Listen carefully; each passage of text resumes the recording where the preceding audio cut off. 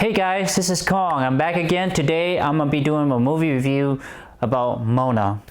The gist of the story is basically Moana, her island is dying, and she needs to venture out and to find Maui, and to find the stone, the heartstone, and to bring the heartstone back to the island. So today I'm gonna just talk about the pro, the con, the moral, and suggestions. So we're gonna start off with the pros. The pro is that I like Dwayne Johnson. His acting, it's just his voice acting is just superb. He did a wonderful job. I feel like I like Maui. He's such a really spontaneous, very lovable, very likable character that you can talk to, enjoy being around with. And Mona, I don't know how to pronounce her name, so I'm not gonna try to pronounce the actress name. She did a wonderful job with her role, and I love the animation, the color, the visual, especially the water sequence when Mona was a little baby. It just how you can see through the fishes on the other side of the water, it's just beautifully done. And I also like the hair on Mona, and especially on Maui's hair. You can tell they're really textured hair. So, and then I also like the story about You're Welcome, how Maui sang the song You're Welcome, about he explained about what he did for man and what he went through. So that's the one song I like. And I like the shape-shifting animation of Maui. He goes from a hog to a little beetles to a salamander. I would say a lizard, and then to a whale. Those sort of things. They did it so quickly, so seamlessly. It's just cool to watch him shape-shift into different creatures. And it's cool to watch that. I always like shape-shifting features in any movies, really. I just think that they're beautifully done. Not all movie, but specifically in Moana, it was just like that, and he can change. It was just beautiful. And I love the humor in this in this movie. Especially when he called the chicken food, and and then he also make fun of Moana, that sort of thing. And mostly, my favorite part would be the part where Maui get his hook back, but he can't fully transform completely, where he's like half shark and then half human, and he just down. He's just like, I don't have to touch anymore. I don't have the magic, the mojo, to be able to transform into a different creature. So I love that whole segment. And I also like the coconut scene where they're fighting against the coconut. I just thought the coconut was just a really cute scene, especially for a little kid. Even for me, I enjoyed the scene because it was just a lighthearted. It was a good obstacle. It was fun. It was light, but you enjoyed it. So I did enjoy it too. And my favorite, another favorite part of mine would be the part where the grandma died, and as Mona leave, her grandma died, and then you see her life force start was speaking, exploded, and then from the house, and then it exploded onto the ocean, and then she see her grandma as the manta ray. And she followed the manta ray. I thought that scene was just so beautifully designed, so beautifully thought out, in a way to show the transition from a living being to a spiritual being, and then eventually later to a real animal being. So to me, what it say to me is that life just passed to. We live in the physical world, but we still live in the spiritual world. So I just like that whole scene. It just tells you so much about life and death and the passage of death. And I also love the scene where at the end where she's fighting against this lava creature or lava lady or woman, and the water just like split, kind of like, you know, Moses split the ocean and to make paths, and that whole scene was just so beautifully done. It just, again, it reminded me of Moses in a good way, not in a bad or a very biblical, but it was just a way of her confronting her fear, you know, and then giving it the heart back. So that's why I love that scene. And the water animation is just so beautifully done. This is probably one of the better animation of water, way better than Finding Nemo. This is just almost like real life water. So what is the con? Now I'm moving to the con.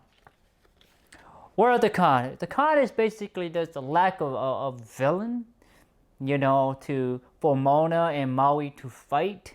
I mean, they are creatures, but they're not like monumental villain to topple or to beat.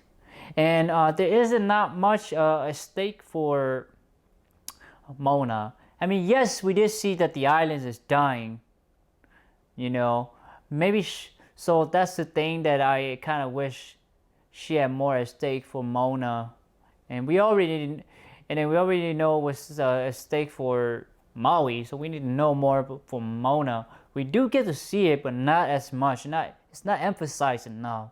I guess that's what the word I'm looking for.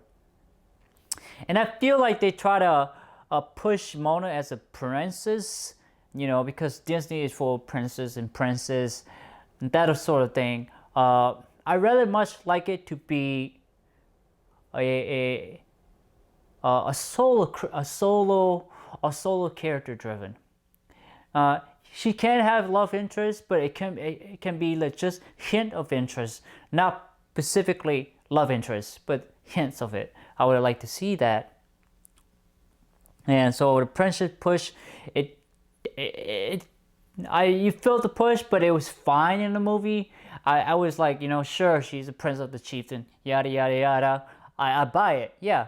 So, and I wish they show a little bit more about the cultures of you know, this native islander. I wish they show all the people. You get to see a lot of the dancing, and I thought that was like great. You know, they're trying to stay true, and they are true.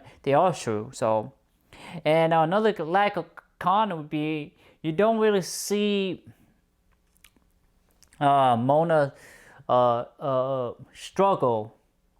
You know, her internal struggle is more like doubt. You know, we want to see more her struggle, her battle. You know, something that's concrete. You know, concrete manifestation. Yes, internal battle is internal. Is you fight oneself. Others can't see it, but in animation you should be able to show it. So. They spent a lot of time on the boat. I wish they show a little bit more varieties. You know, would be appreciated.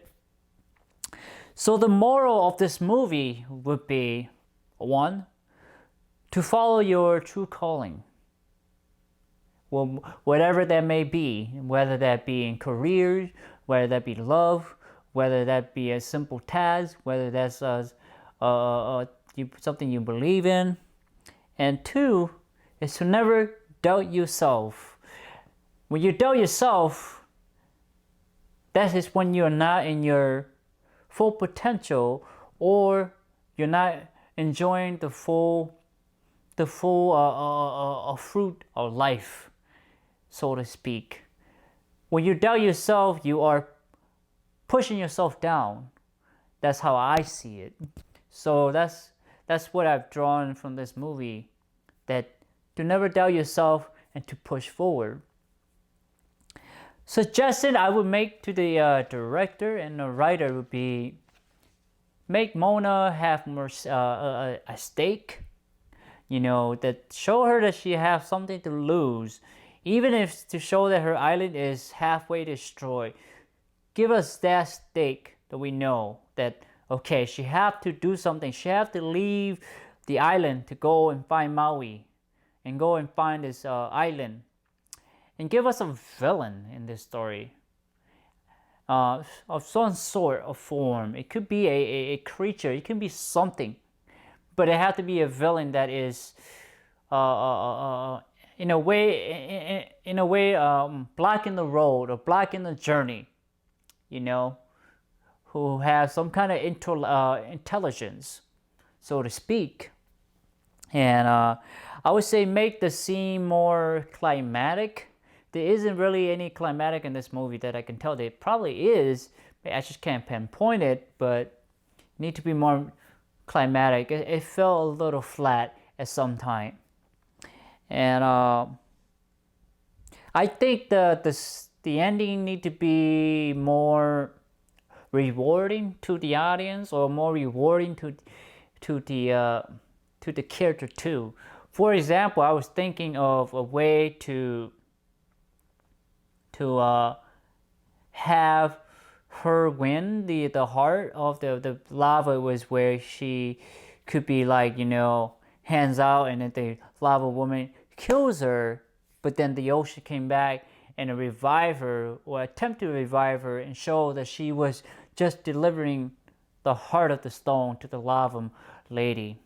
Something in that line to give us the resurrection and the rebirth or something. You know, something for us to remember the moments, and for us to relive that moment after we leave the theaters. So, you know, that's what I think that this movie should get better at. But you know, it's a suggestion. The score I would give this movie would be an 8 out of 10.